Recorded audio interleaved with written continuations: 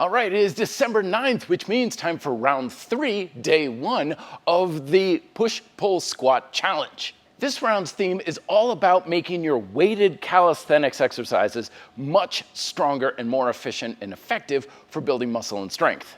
And today's tech tip is all about addressing one of the most common mistakes done with push-ups.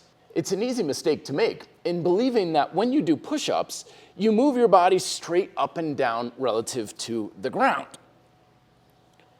It's easy enough to do, but what we actually want to do is have a bit of a curvature in our range of motion. Specifically, at the top of the push-up, having the shoulder joint pretty much directly over the hands.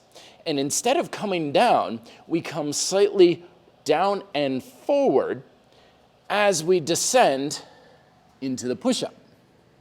This not only makes it more effective for the chest, but it helps to pack the shoulders down and back, relieving stress in the wrist, driving more tension in the triceps and the chest.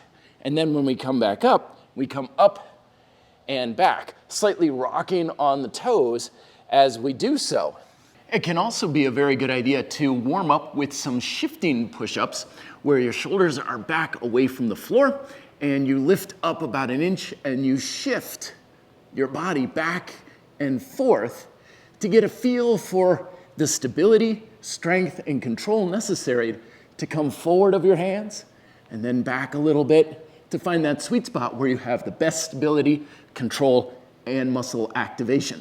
This is also an effective way to ensure that we're getting more total activation of the pectoral muscles. So those who are saying, how do I work my upper chest with push-ups? This is a way to subtly get more of that upper pec activation.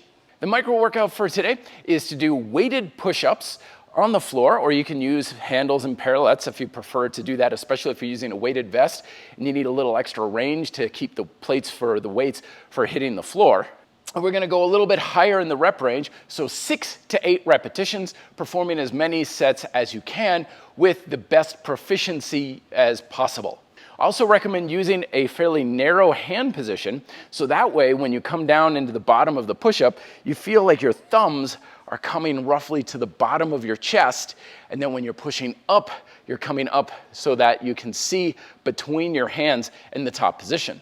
And then for your finisher, we have the classic tricep extensions. But even here, we're working on that forward motion. So this is easier on rings or suspension straps, but imagine instead of coming down into that tricep extension, moving your elbows down and forward underneath your hands, which brings your body slightly forward, and then pushing yourself up and back, which creates more stability in your shoulders and allows for greater activation in your tricep muscles. Let me know if you have any questions down below. Here are the first 2 videos of round 1 for the push-pull squat challenge, and more details of the workout are down below in the description. Thank you very much for watching. Be fit and live free.